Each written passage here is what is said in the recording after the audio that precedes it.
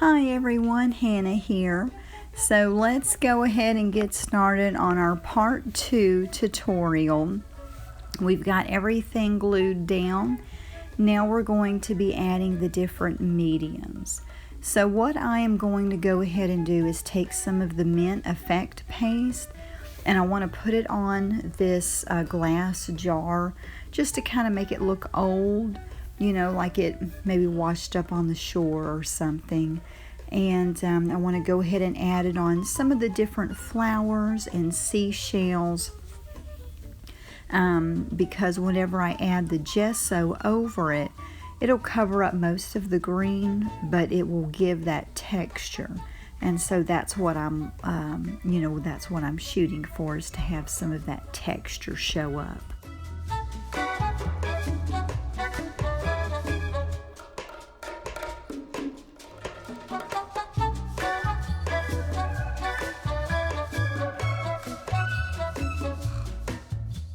So I let the mint paste dry and now I'm covering it up with white gesso that came in your kit.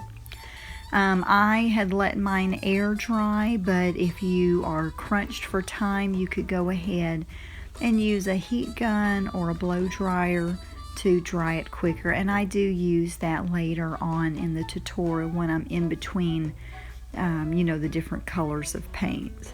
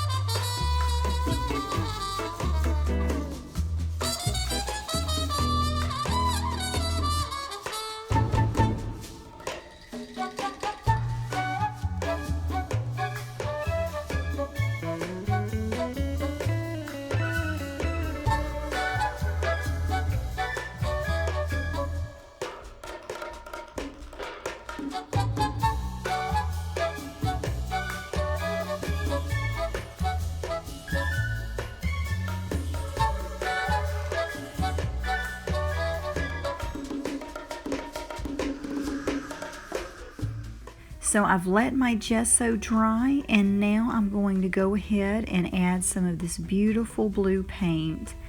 And I'm just kind of adding it mostly on the top half of our project. And I'm also spritzing it with water to give it a little bit of a watercolor effect.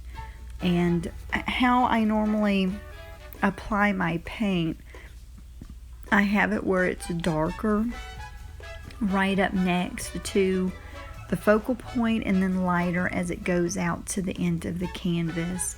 And so whenever I paint it, I guess like a thicker layer close to the focal point, then I spray it so it kind of thins out as it goes out. And that really seems to work good for me. And that's what I've been doing on most of my projects for the last several years now. I just really like the effect of it. And y'all know that in most of the previous projects that I've done, I almost always, spritz the metallic acrylic paint with water because I do like that watercolor effect. It's really cool looking.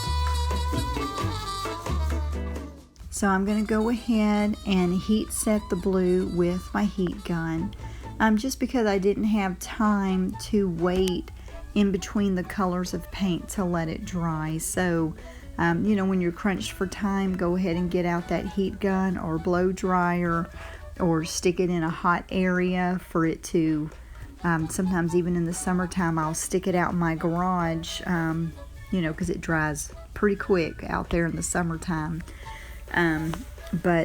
So now what I'm going to do is start adding the yellow, and I'm starting to add it on the bottom half of the focal point on the canvas, and then I will work my way up to go in with the blue.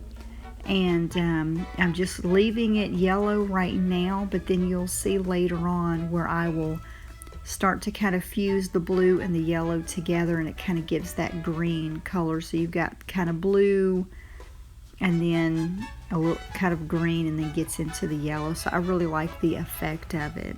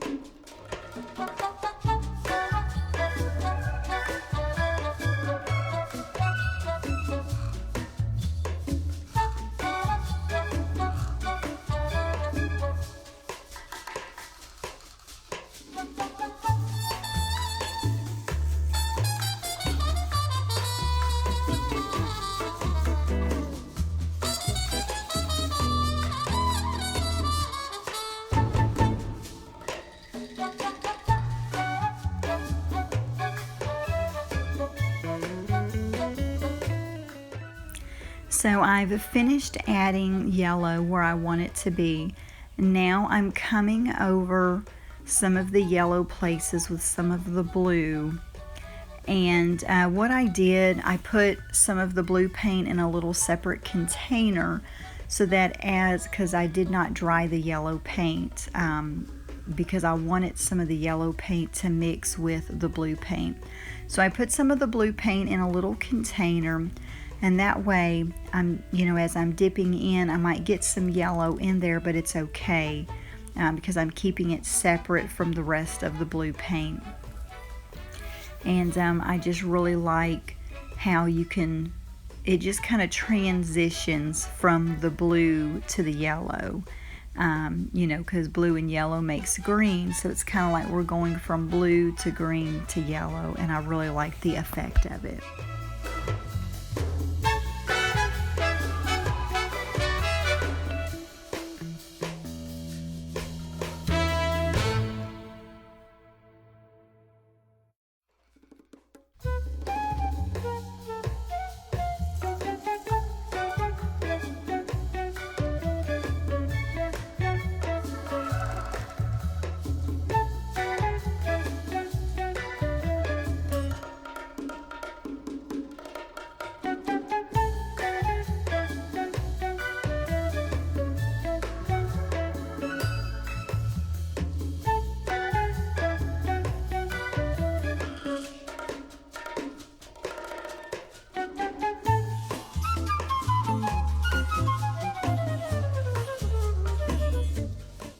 So I dried the paint with a heat gun.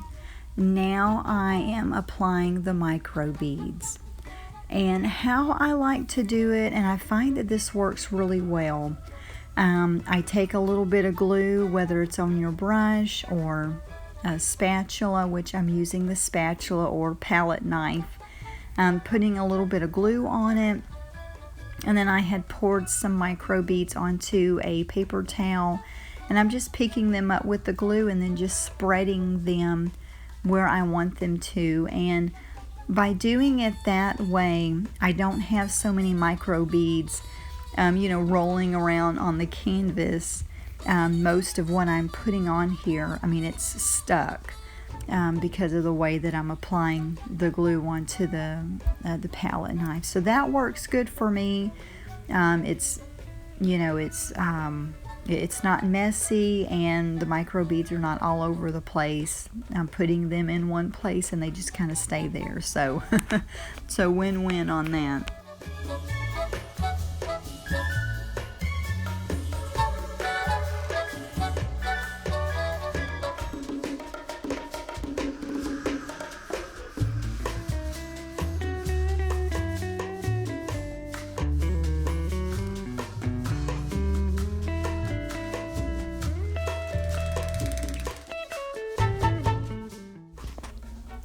So now I'm going to go ahead and add my title for the layout, and then I'm going to finish up with the patina blue wax paste.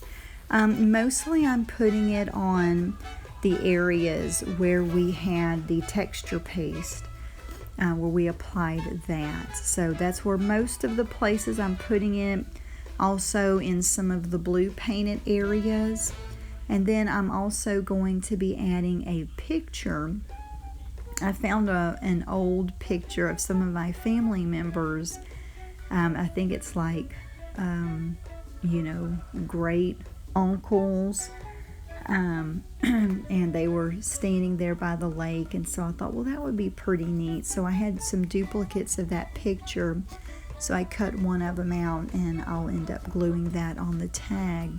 And that will complete this project. So if you have any questions at all, feel free to let me know. I hope that you have enjoyed this tutorial. I hope that it has helped you with this month's project. Or if you are not a subscriber, that it inspires you to take some of your supplies and create something. It really is so much fun to do mixed media. Any craft, really, it's so much fun. So I hope that you have enjoyed this, and take care.